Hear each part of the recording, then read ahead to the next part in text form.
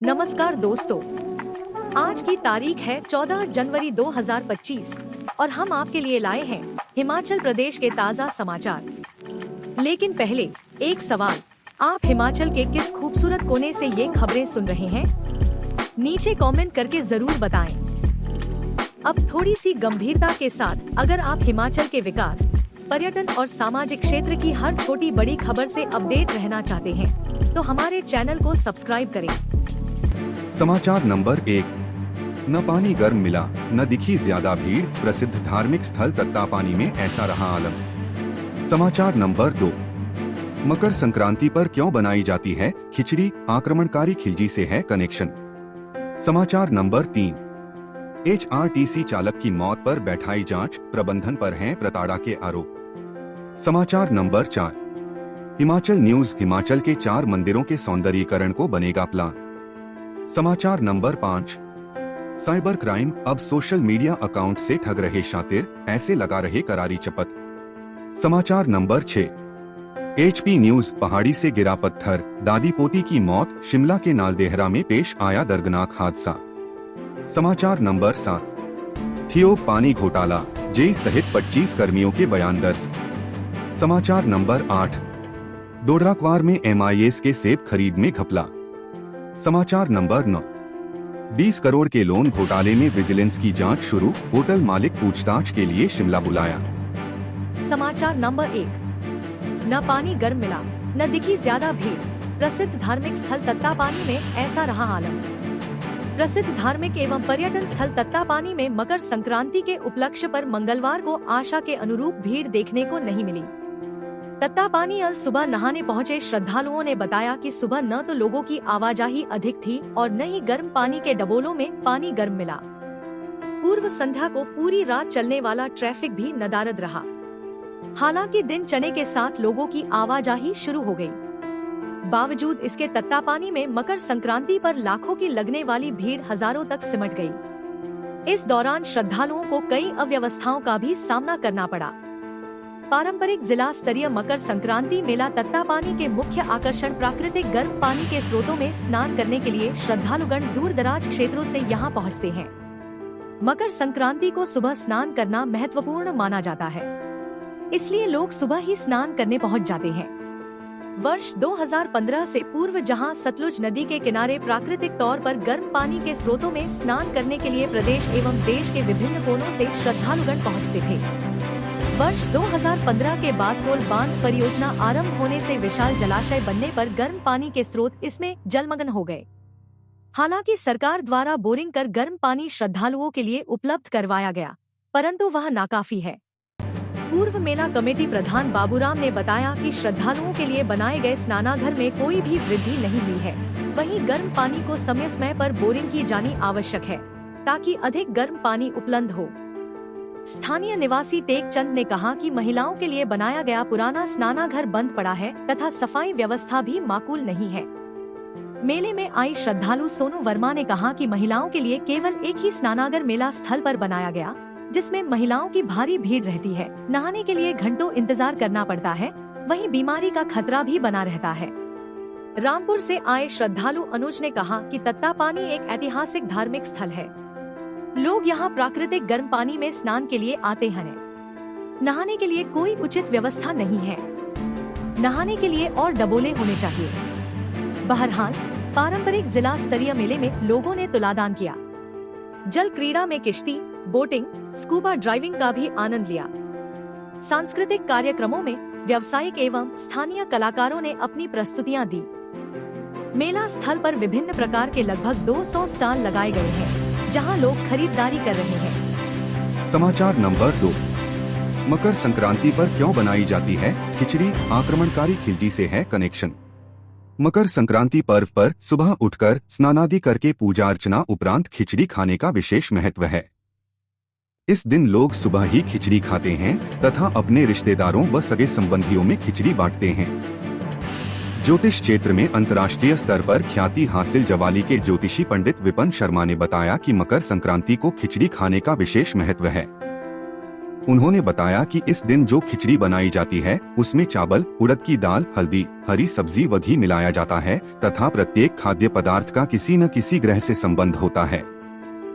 पंडित विपिन शर्मा ने बताया कि खिचड़ी में इस्तेमाल होने वाले चावल का संबंध चंद्रमा से होता है। खिचड़ी में डाली जाने वाली उड़द की दाल का संबंध शनिदेव, काली दाल का संबंध राहु व केतु से, हल्दी का संबंध गुरुदेव से और हरी सब्जियों का संबंध बुध देव से माना गया है। इसके अलावा खिचड़ी में घी का संबंध सूर्य देव से होता है। इसलिए मकर संक्रांति की खिचड़ी को बेहद खास माना जाता है। खिचड़ी खाने की शुरुआत। मकर संक्रांति पर खिचड़ी क्यों बनाई जाती है, इसके पीछे एक दिलचस्प कहानी है। एक पौराणिक कथा के अनुसार जब भारत पर खिलजी का आक्रमण हुआ था तब युद्ध के कारण लोग ठीक से खाना नहीं खा पा रहे थे। लोग धीरे धीरे कमजोर हो रहे थे। तब गुरु गोरखनाथ ने एक उपाय बताया। उन्होंने कहा कि दाल, चावल और सब्जियां मिलाकर एक साथ पकाई जाएं, जिससे सभी का पेट भर जाए और यह खाना बनाना भी आसान हो। जब युद्ध खत्म हुआ तो गुरु गोरखनाथ और उनके साथियों ने मकर संक्रांति के दिन इस खिचड़ी को तैयार किया, बांटा और इसे खिचड़ी का नाम दिया। तब से यह परंपरा बन गई कि मकर संक्रांति पर खिचड़ी बनाई जाती है। समाचार नंबर 3। एचआरटीसी चालक की मौत पर बैठाई जांच, प्रबंधन पर है प्रताड़ना के आरोप। मंडी के धर्मपुर डिपो में एचआरटीसी चालक की मौत मामले में निगम प्रबंधन ने जांच बैठा दी है। प्रबंधन ने इस मामले को गंभीरता से लेते हुए स्थानीय डिपो के खिलाफ जांच बिठाई है। एचआरटीसी के प्रबंध निदेशक रोहन चंद ठाकुर ने सुबह ही इसके आदेश जारी कर दिए हैं और उन्होंने कहा कि प्रारंभिक जांच से पहले वह किसी तरह की कार्रवाई नहीं करेंगे। एचआरटीसी प्रबंधन ने धर्मपुर डिपो के एक कर्मचारी के वायरल वीडियो पर संज्ञान लिया है, जिसकी अब मौत हो चुकी है। इस वायरल वीडियो में कर्मचारी स्थानीय इकाई प्रबंधन पर आरोप लगाता नजर आ रहा है। इस पर एमडी रोहन चंद ठाकुर ने तत्काल मंडल प्रबंधक मंडी को जांच के आदेश दिए हैं। उन्होंने कहा है कि किसी भी निष्कर्ष पर पहुंचने से पहले प्रारंभिक निष्कर्षों की प्रतीक्षा करें। पिछले कल देर शाम को सोशल मीडिया के जरिए यह वीडियो वायरल हुआ है, जिसमें एक कर्मचारी अस्पताल के बेड पर लेटा है और उसे गंभीर चोटें लगी हैं। चालक की पत्नी उससे सवाल पूछ रही है और उसने जवाब देते हुए स्थानीय एचआरटीसी प्रबंधन पर प्रताड़ना के कथित आरोप लगाए हैं। इसके बाद व्यक्ति की मृत्यु हो गई और मामला काफी गंभीर हो गया। अभी मामले की पड़ताल चल रही है। बताया जाता है कि एचआरटीसी में संजय कई साल से चालक था और धर्मपुर से पहले वह रामपुर व कुल्लू में भी काम कर चुका है। अभी पूरे मामले की जांच चल रही है और इसमें देखा जाएगा कि आखिर इसमें कौन दोषी है। वैसे पुलिस अपनी अलग से जांच कर रही है। वायरल वीडियो में एक अधिकारी पर मरने वाले चालक ने कथित रूप से आरोप लगाए हैं और पुलिस उस दिशा में भी काम कर रही है। फिलहाल एचआरटीसी ने भी जांच बिठाई है और शाम तक इस मामले में क्या कुछ सामने आता है, इस पर नजर रहेगी। फिलहाल एचआरटीसी के कर्मचारियों में इस मामले को लेकर कड़ी प्रतिक्रिया है और नाराजगी है। कर्मचारी ऐसे मामलों में डरे हुए भी हैं। अब जांच में पता चलेगा कि आखिर इस आत्महत्या मामले में कितनी सच्चाई है। समाचार नंबर 4। हिमाचल न्यूज। हिमाचल के 4 मंदिरों के सौंदर्यीकरण को बनेगा प्लान।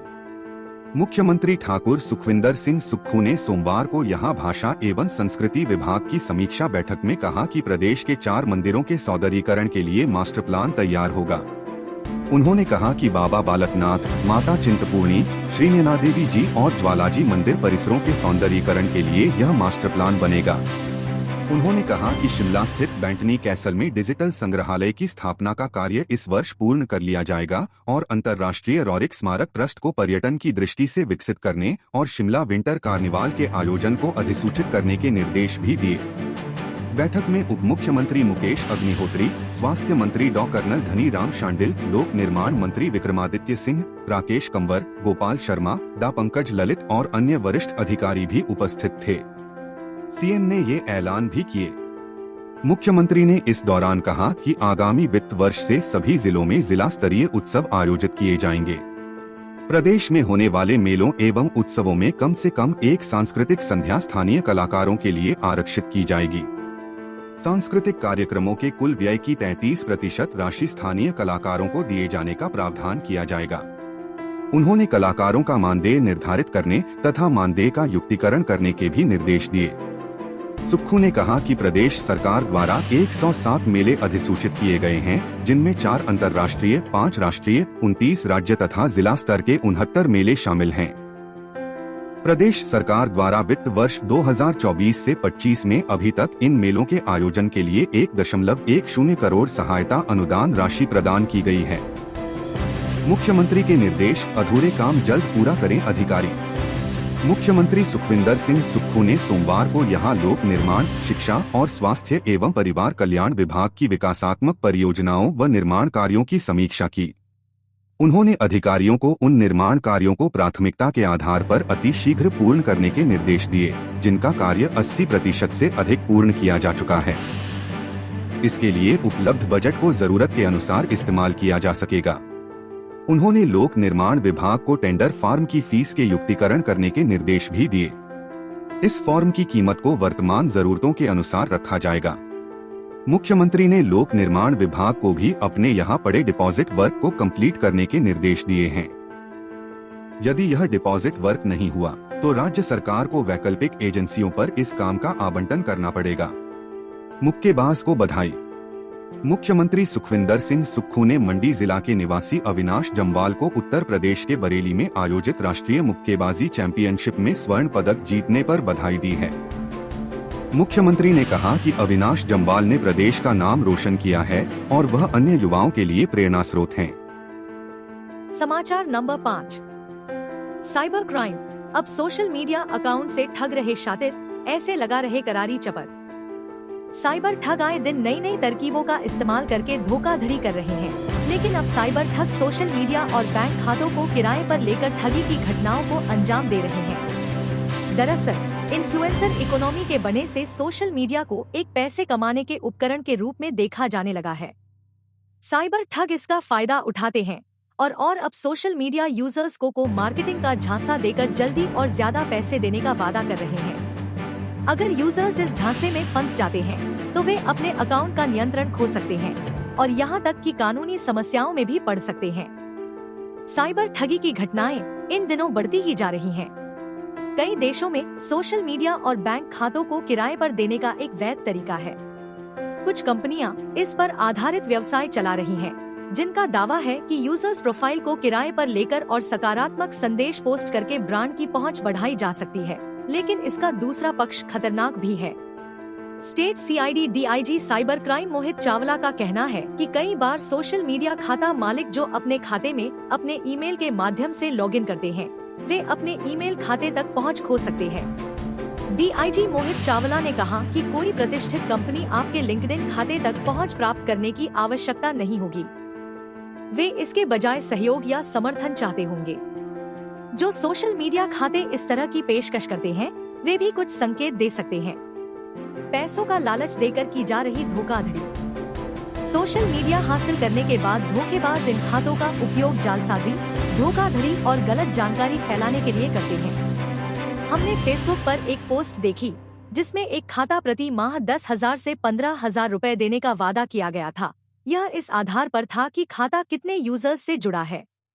जांच में सामने आया कि टेलीग्राम पर एक धोखेबाज ने खुद को एक अमेरिकी ऊर्जा कंपनी का प्रतिनिधि बताया और पासवर्ड साझा करने के बदले कुछ रुपए से अधिक देने की पेशकश की। समाचार नंबर 6। HP news. पहाड़ी से गिरा पत्थर, दादी पोती की मौत। शिमला के नालदेहरा में पेश आया दर्दनाक हादसा। शिमला के नालदेहरा में पहाड़ से गिरे पत्थर ने दादी पोती की हंसती खेलती जिंदगी की खुशियां छीन ली। वर्षा अपनी दादी के साथ पशुओं के लिए पत्तियां इकट्ठा करने गई थी, लेकिन उसे क्या पता था कि वापस नहीं लौट पाएगी। शिमला के साथ लगते नालदेहरा में रविवार देर शाम को पहाड़ से गिरे पत्थर लगने से दादी और पोती की मौत हो गई। नालदेहरा झोलो गांव में दादी और पोती पशुओं के लिए पत्तियां इकट्ठा करने साथ मतलू खड्ड के साथ घासनी में गई थी। तभी ऊपर पहाड़ी पर काम कर रही JCB से एक बड़ा पत्थर गिरा, जिससे दोनों की मौत हो गई। मृतक की पहचान 70 वर्षीय गीता देवी और 21 वर्षीय वर्षा के रूप में हुई है। बताया जा रहा है कि वर्षा शिमला के RKMV कॉलेज में BCom फाइनल ईयर की छात्रा थी। जानकारी के अनुसार JCB से खेत को सीधा करने का काम चल रहा था। इसके लिए खुदाई की जा रही थी। उस जगह से काफी नीचे घासनी में दादी और पोती पत्तियां इकट्ठी कर रही थीं। पहाड़ी से अचानक पत्थर गिरा और दादी पोती दोनों को लगा। इससे दोनों गंभीर रूप से घायल हो गई। हादसे के बाद मौके पर पहुंचे स्थानीय लोगों ने गंभीर हालत में दोनों को अस्पताल पहुंचाया, लेकिन डॉक्टरों ने उन्हें मृत घोषित कर दिया। दोनों शवों का पोस्टमार्टम करवाने के बाद पुलिस ने शव परिजनों को सौंप दिए हैं। दादी पोती की मौत से पूरे परिवार पर दुखों का पहाड़ टूट गया है। वर्षा के पिता विजय कुमार ने पुलिस को दी शिकायत में आरोप लगाया कि जेसीबी ऑपरेटर और जमीन मालिक पर लापरवाही से उनकी मां और बेटी की मौत हुई है। एएसपी शिमला रत्न नेगी का कहना है कि पुलिस ने केस दर्ज कर जांच शुरू कर दी है। नेरवा के दियांडली में खाई में गिरी कार, 5 जख्मी। नेरवा बाजार से कुछ दूरी पर गांव दियांडली के पास सोमवार सुबह एक कार अनियंत्रित होकर नाले में जा गिरी। इस दुर्घटना में 4 लोग घायल हुए हैं, जबकि एक व्यक्ति पूरी तरह सुरक्षित है। कार में 5 लोग कुपवी से चौपाल जा रहे थे। दियांडली के पास चालक के नियंत्रण खोने से कार नाले में जा गिरी। दुर्घटना के समय वहां से गुजर रहे अन्य वाहनों की सवारियों और गांव वासियों ने घायल लोगों को नाले से सड़क तक पहुंचाया। उसके बाद हादसे की सूचना नेरवा पुलिस थाने में दी गई। समाचार नंबर 7। ठियोग पानी घोटाला, जेई सहित 25 कर्मियों के बयान दर्ज। विजिलेंस की टीम ने सोमवार को शिमला जिला के ठियोग पेयजल घोटाले की जांच को लेकर जल शक्ति विभाग के जेई सहित 25 फील्ड स्टाफ कर्मियों से पूछताछ की। ठियोग पेयजल घोटाले की जांच के लिए विजिलेंस ने 3 टीमें बनाई हैं। विजिलेंस की टीमों ने शनिवार को ठियोग के अलग अलग क्षेत्रों में जाकर उन लोगों से पूछताछ की, जिन्हें जल शक्ति विभाग ने मई से जून महीने में पानी देने का दावा किया था। विजिलेंस ठियोग क्षेत्र के गांवों के ग्रामीणों सहित जल शक्ति विभाग के कर्मियों के बयान दर्ज कर रही है। विजिलेंस ने जल शक्ति विभाग का रिकॉर्ड कब्जे में लिया है। विजिलेंस की जांच में पेयजल घोटाले से जुड़े कई अहम खुलासे हुए हैं। विजिलेंस की जांच में पेयजल सप्लाई के कई टेंडरों के दस्तावेज पूरे नहीं पाए गए हैं। विजिलेंस की जांच में पता चला है कि एसडीएम के माध्यम से ठेकेदारों को टेंडरों का भुगतान किया गया है। ऐसे में विजिलेंस की टीमें एसडीएस सहित जल शक्ति विभाग के अधिकारियों से पूछताछ कर रही है। विजिलेंस मामले की जांच के लिए पेयजल सप्लाई में शामिल वाहन चालकों की सीडीआर भी खंगाल रही है। विजिलेंस की तीनों टीमें ठियोग के क्षेत्रों में उन लोगों के बयान भी कलमबद्ध कर रही है, जिन्हें पानी दिया गया। इस दौरान लोगों से पूछा जा रहा है कि उन्हें महीने में कितनी बार और कितना पानी दिया गया है। विजिलेंस की एसआईयू ने बीते 4-5 दिनों के दौरान जल शक्ति विभाग के सस्पेंड अफसरों के अलावा फील्ड स्टाफ, 40 ड्राइवर व गाड़ी मालिक और 4 ठेकेदारों से पूछताछ कर चुकी है। ठेकेदारों के बैंक खातों को भी विजिलेंस ने खंगालना शुरू कर दिया है। ग्रामीणों से भी पूछताछ। एएसपी नरवीर राठौर का कहना है कि पेयजल घोटाले को लेकर विजिलेंस ने ग्रामीणों के अलावा जल शक्ति विभाग के कर्मियों के बयान भी दर्ज कर रही है। सोमवार को जल शक्ति विभाग के जेई सहित 25 फील्ड स्टाफ कर्मियों के बयान दर्ज किए हैं। विजिलेंस पेयजल सप्लाई के बिलों और रिकॉर्ड की क्रॉस मैचिंग कर रही है। समाचार नंबर 8। डोडराक्वार में एमआईएस के सेब खरीद में घपला। शिमला जिला के दूरवर्ती क्षेत्र डोडराक्वार में बागबानी विभाग द्वारा बागबानों से की गई सेब खरीद के मामले में घपलेबाजी की बू आ रही है। डोडराक्वार के एसडीएम ने बागबानी विभाग के अधिकारियों द्वारा खरीदे गए सेब की रिपोर्ट और मौके पर की गई जांच में अंतर पाया है। ऐसे में एसडीएम ने बागबानी विभाग को संबंधित अधिकारी के खिलाफ कार्रवाई के लिए कहा है, मगर हैरानी की बात है कि दिसंबर महीने में एसडीएम की ओर से पत्र भेजा गया है, अब तक बागबानी विभाग इस पर कदम नहीं उठा पाया है। सूत्रों के अनुसार एसडीएम ने अपने पत्र में साफ तौर पर लिखा है कि इससे सरकारी खजाने को चूना लगाने की कोशिश की गई है। यहाँ बता दें कि मंडी मध्यस्थता योजना एमआईएस के तहत बागबानी विभाग बागबानों से सेब की खरीद करता है। बागबानों से सी-बडी ग्रेड का सेब लिया जाता है। हालांकि इस बार सेब की क्वालिटी अच्छी ली गई है, क्योंकि सरकार ने एमआईएस में सेब खरीद के नियमों का बदल दिया था। मगर डोडराक्वार, जो कि शिमला जिला का दूरवर्ती क्षेत्र है, वहां पर एमआईएस की खरीद में कथित धांधली पाई गई है। एसडीएम डोडराक्वार धर्मेश कुमार ने जो रिपोर्ट बागबानी निदेशक को भेजी है, उसमें उन्होंने कहा है कि डोडराक्वार के एप्पल कलेक्शन सेंटर जाखा और पंडार में सेब की खरीद बागबानों से की गई है। एरिया मैनेजर हिमफेड और एसडीएम कार्यालय से कानूनगो व पटवारी की एक टीम सीनियर सेल्स एग्जीक्यूटिव के साथ मौके पर भेजी गई थी। सीनियर सेल्स एग्जीक्यूटिव ने अपनी रिपोर्ट एसडीएम को 29 नवंबर 2024 को सौंपी है। इस इंस्पेक्शन टीम ने अपनी जो रिपोर्ट उन्हें दी है उसके अनुसार सेब खरीद की रिपोर्ट और मौके पर मौजूद सेब के बीच काफी ज्यादा अंतर पाया गया है। लाइन ऑफिसर ने 1 नवंबर 2024 को रिपोर्ट की थी कि 1102 सेब के बैग जाखा कलेक्शन सेंटर और 776 बैग पंडार कलेक्शन सेंटर में जुटाए गए हैं। मगर जब इंस्पेक्शन टीम इन दोनों सेंटरों में जांच के लिए गई तो वहां पर जाखा में केवल 372 सेब के बैग पाए गए, वहीं पंडार में केवल 20 सेब के बैग पाए गए हैं। कलेक्शन सेंटर पंडार में हिमफेड की आउटसोर्स कर्मचारी कुसुम लाल्टा ने कहा कि उसे केवल 78 बैग मिले, जिनमें से 20 बैग स्टोर में रखे गए और बाकी खुले स्थान पर रखे गए। पानी घोटाले में बागबानी विभाग की एक गाड़ी का नंबर दिया गया है जिसमें पानी ढोने का आरोप है। इसी तरह से कई ऐसे वाहनों के नंबर दे दिए गए जो कि सरकारी हैं और वो पानी के टैंकर नहीं हैं। बागबानी निदेशक करेंगे कार्रवाई। एसडीएम ने बागबानी निदेशक को भेजी रिपोर्ट व अपने पत्र में लिखा है कि यह माना गया है कि सेब कलेक्शन की पूरी जिम्मेदारी बागबानी विभाग के उद्यान प्रसार अधिकारी की थी। उन्हें डोडरा क्वार के इन दोनों उक्त केंद्रों पर खरीदे गए सेब का वास्तविक आंकड़ा दर्ज करने के लिए कहा गया था। दूसरी ओर इस मामले में और लोगों के भी बयान दर्ज किए गए जिसके अवलोकन से ऐसा प्रतीत होता है कि खरीदे गए सेब का गलत आंकड़ा बागवानी निदेशक के कार्यालय को गलत मंशा के साथ भेजा गया है। SDM Dodra Kwar single line administration है, लेकिन उनके पास कार्रवाई की शक्तियां नहीं है, जिस कारण उन्होंने बागबानी निदेशक को इस मामले में कार्रवाई के लिए आग्रह किया है। इस बार इसमें करीब 6 लाख रुपए का चूना सरकारी खजाने को लगाए जाने की आशंका जताई है। हालांकि अभी MIS का पैसा सरकार ने वितरित करना है। समाचार नंबर 9। 20 करोड़ के लोन घोटाले में विजिलेंस की जांच शुरू, होटल मालिक पूछताछ के लिए शिमला बुलाया। विजिलेंस होटल बनाने के नाम करोड़ों के लोन के फर्जीवाड़े की जांच के लिए मेसर्स हिमालय स्नो विलेज और मेसर्स होटल लेक पैलेस के मालिक युद्ध चंद बैंस को पूछताछ के विजिलेंस मुख्यालय शिमला बुलाया है। विजिलेंस की SIT ने सोमवार को भी उन्हें पूछताछ के लिए शिमला बुलाया था, लेकिन वह सोमवार को शिमला में नहीं पहुंचे। विजिलेंस की टीम ने KCCB के लोन घोटाले की जांच शुरू कर दी है। होटल बनाने के नाम 20 करोड़ के लोन घोटाले की जांच SP वीरेंद्र कालिया को सौंपी गई है। मेसर्स हिमालय स्नो विलेज और मेसर्स होटल लेक पैलेस के मालिक को अदालत से जांच में सहयोग करने की शर्त पर 24 जनवरी तक अंतरिम जमानत दी गई है। लोन घोटाले की जांच के लिए विजिलेंस की ओर बैंकों के अधिकारियों को भी प्रपत्र जारी किए गए हैं। विजिलेंस ने बैंक अधिकारियों को प्रपत्र जारी कर लोन से संबंधित रिकॉर्ड मांगा है।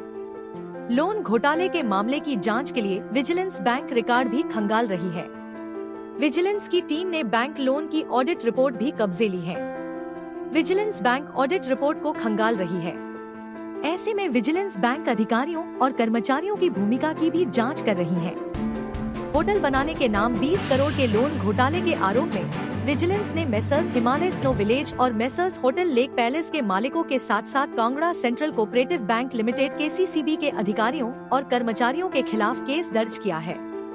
होटल बनाने के नाम पर करीब 60 करोड़ के लोन का आवेदन किया था, जिसमें 20 करोड़ की लोन की राशि जारी कर दी गई। SP वीरेंद्र कालिया का कहना है कि विजिलेंस ने मामले की जांच शुरू कर दी है। आरोपियों के खिलाफ FIR जांच में खुलासा हुआ है कि मेसर्स हिमालय स्नो विलेज और मेसर्स होटल लेक पैलेस के मालिकों के साथ साथ Kangra central cooperative bank limited KCCB के अधिकारियों और कर्मचारियों ने लोन नीतियों के साथ साथ भारतीय रिजर्व बैंक और राष्ट्रीय कृषि और ग्रामीण विकास बैंक नाबार्ड के दिशा निर्देशों की भी खुलेआम अवहेलना की है।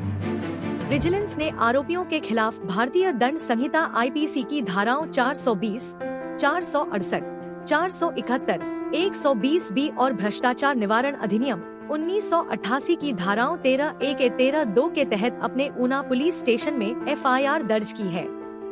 हम अपने राज्य के विकास में योगदान देने में गर्व महसूस करते हैं और हमें उम्मीद है आने वाले दिनों में हमें और भी अच्छी खबरें मिलेंगी। इन खबरों को अधिक लोगों तक पहुंचने के लिए कृपया हमारा कंटेंट शेयर करें, साथ ही हमारे चैनल को सब्सक्राइब करें और अपडेट के लिए हमें फॉलो करें। अपने विचारों को कमेंट में शेयर करना ना भूलें। आपका सहयोग हमें और भी बेहतर काम करने में मदद करेगा। धन्यवाद।